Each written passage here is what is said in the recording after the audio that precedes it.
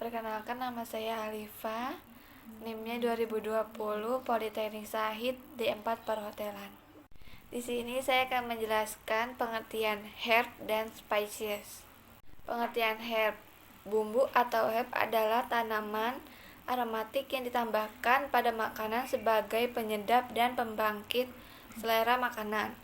Herb sebagian besar terdiri dari tumbuh-tumbuhan yang berasal dari daerah dingin dan biasanya digunakan dalam keadaan masih segar. Yang kedua, pengertian spesies.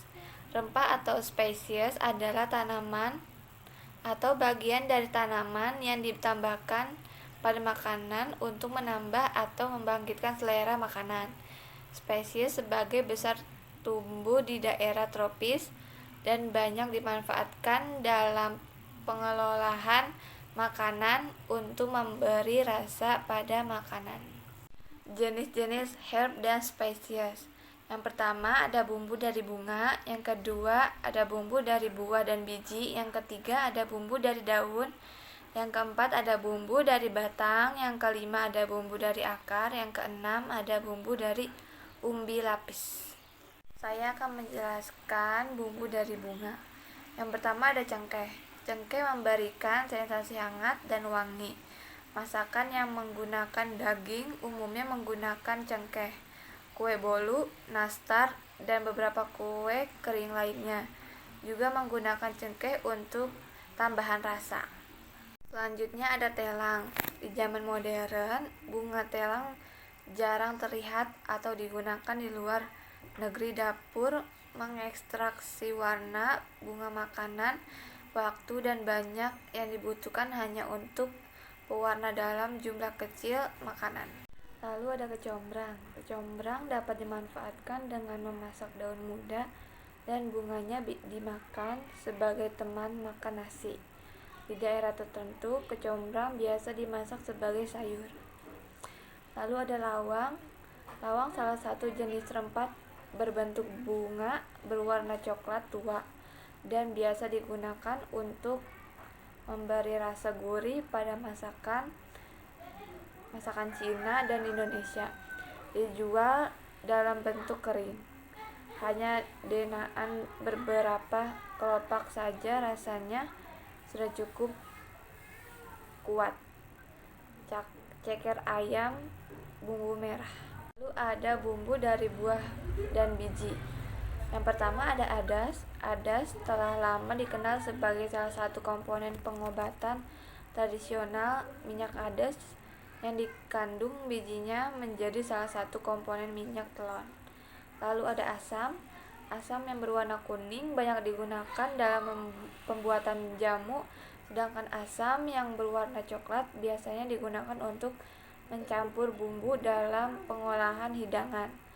Lalu terutama yang berasal dari ikan, ayam, daging, telur, dan sayuran, dan dapat juga digunakan sebagai pengawet makanan. Lalu ada bunga pala. Bunga pala dapat digunakan dalam membuat sponge cake atau pound cake isi kue sus yang berasa gurih seperti ragut. Lalu ada cabai besar. Salah satu jenis cabai yang berbentuk besar, berwarna merah, berkulit tebal licin, berbiji sedikit, dan rasanya agak manis. Lalu ada cabai kecil. Salah satu jenis cabai yang berbentuk kecil, kulit keriting, bijinya padat, ada yang berwarna merah, kuning, orange, hijau, dan rasanya pedas. Lalu ada kemiri. Salah satu jenis bumbu yang berbentuk bulat, agak lonjong, dan berwarna putih kekuning-kuningan, yang biasa dipakai dalam hampir semua masakan Indonesia dari bahan telur seperti saus atau gado-gado. Lalu ada ketumbar. Ketumbar termasuk tumbuh-tumbuhan yang berbunga tabir, bijinya utuh, kulit agak kasar, berwarna kuning tua, lebih ringan dari lada. Digunakan dalam pembuatan sup, bubuk kari, dan juga dapat digunakan untuk ramuan obat tradisional. Lalu ada jinten. Jinten merupakan buah dari tanaman yang sudah dikeringkan. Rempah ini sangat populer di Meksiko dan Afrika. Jinten berbentuk seperti padi atau gabah. Rasanya pedas, berwarna hitam, kuning, dan kecoklatan. Lalu ada kapulaga. Ada dua jenis kapulaga, yaitu bentuk panjang dan bulat, berwarna hitam dan putih. Buah yang sudah dimasak dan dijemur. Sebaiknya daging buah tidak sampai lepas dari biji, supaya aromatiknya tersimpan baik. Lalu ada lada putih. Lada putih berkulit keras dan permukaannya licin. Butiran lada putih lebih besar dari butiran lada hitam dan rasanya lebih pedas. Untuk mendapatkan lada putih, dilakukan penanaman sewaktu lada sudah tua, yang ditandai warna kulit hijau tua. Lalu ada lada hitam. Lada hitam berkulit keras dan berkerut. Biasanya dijual dalam bentuk utuh maupun bubuk. Untuk mendapatkan lada hitam, dilakukan penanaman sewaktu lada masih muda dan berwarna hijau muda. Lalu ada bumbu dari daun jeruk. Macam-macam daun jeruk yang dipakai adalah daun jeruk purut dan daun jeruk nipis. Daun jeruk berwarna hijau, mempunyai bau yang khas, rasanya getir dan dijual dalam keadaan utuh dan segar. Lalu ada daun kemangi. Daun kemangi merupakan tanaman yang mudah sekali tumbuh di mana saja. Daun kemangi juga dikenal dengan nama daun ruku-ruku yang berfungsi sebagai bumbu dalam masakan, seperti lalapan dan masakan Manado. Lalu ada daun salam. Daun salam merupakan tanaman yang diambil bagian daunnya. Daun yang digunakan biasanya daun yang sudah tua. Daun salam lebih besar dari bay leaf, bara warna hijau segar dan berbentuk pipi lonjong. Daun salam biasanya digunakan untuk bermacam-macam masakan dan dapat juga digunakan untuk obat kencing manis. Lalu ada peterseli. Bentuk daun peterseli hampir sama dengan daun seledri, tetapi daun peterseli menyerupai daun wortel.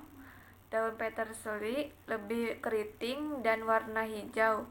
Jika dibandingkan dengan daun seledri, peterseli biasa digunakan untuk sup dan garnish hidangan. Lalu ada daun cukai. Daun cukai berbentuk hampir menyerupai bawang prei. Setiap bongol terdiri dari beberapa helai daun. Daun cukai lebih kecil jika dibanding bawang prei. Berbentuk panjang, tipis, menyerupai aroma yang khas. Lalu ada seledri. Wanginya khas dan segar membuat seledri jadi penyedap masakan yang tidak pernah absen dalam hidangan sehari-hari. Seledri paling banyak digunakan untuk bakso dan sup. Ada kayu manis. Kayu manis banyak dijumpai pada makanan penutup seperti stup buah, tiramisu, dan kue basah. Kayu manis mengandung 1% minyak, berbau sedap dan keras, berwarna coklat, dan rasanya manis agak tajam. Lalu ada bumbu dari batang. Yang pertama ada serai. Tanaman serai dapat ditanam di halaman sendiri sebagai kitchen garden. Batang bawah serai berbentuk bulat, daun bagian atas pipih dan berwarna hijau. Serai digunakan sebagai pemberi rasa dan aroma pada masakan. Lalu ada jahe. Jahe merupakan bumbu masakan khas Asia. Umbi akar ini memberikan sensasi rasa hangat dan segar pada masakan. Cukup tambahkan sedikit potongan jahe yang dimemerkan untuk menghilangkan amis pada daging panggang dan ikan. Lalu ada lengkuas. Lengkuas merupakan bongol tanaman yang berdaun pipih dan panjang. Laos berwarna putih kemerah-merahan, rasanya pedas dan tajam. Seratnya agak kasar. Kegunaan laos biasanya untuk bahan baku jamu dan untuk memberi aroma dan rasa pada masakan. Lalu ada kunyit. Kunyit yang diambil adalah dari akar yang membesar yang dapat dipanen kurang lebih 6 bulan lamanya dari mulai ditanam. Kunyit biasa digunakan untuk pengawet makanan, memberi warna kuning pada makanan dan bahan baku jamu. Lalu ada kencur. Kencur merupakan bonggol akar dari tanaman yang berdaun pipi dan bulat. Kencur memiliki warna daging yang putih, berserat halus, dan rasa agak pedas. Kegunaan kencur untuk bahan baku jamu, merangsang nafsu makan, dan untuk mengobati gatal pada tenggorokan. Lalu ada bumbu dari umbi lapis. Yang pertama ada bawang bombay. Bawang bombay merupakan raja dari segala bawang karena ukurannya besar. Rasa yang dominan bertahan lama. Bawang bombay tetap segar karena tahan air. Lapis umbinya lebih besar dan tebal. Rasanya tidak setajam bawang merah dan banyak mengandung air. Bawang bombay dipakai dalam berbagai macam masakan seperti sandwich, hamburger, masakan Cina, dan Arab dan India. Lalu ada bawang merah. Bentuk bawang merah dari Italia ialah oval. Rasa pedas segar, kadang-kadang manis. Apabila dibiarkan pada ruang terbuka akan berasa pahit. Bentuknya bulat kecil, cocok untuk acar. Direbus dan dihidangkan dengan saus. Bawang putih. Bawang putih merupakan sebuah buah bawang yang terdiri dari beberapa buah bawang putih yang mengelilingi seperti poros. Bau dan rasanya lebih tajam dibanding dengan bawang merah. Bawang putih digunakan untuk acar, bawang dan banyak dipakai dengan masakan Spanyol dan Oriental. Lalu ada macam-macam bumbu. Yang pertama ada bumbu segar. Bahan atau bumbu yang digunakan dalam keadaan segar dan penyimpanannya relatif singkat. Contoh, ada bawang merah, bawang putih, dan kunyit.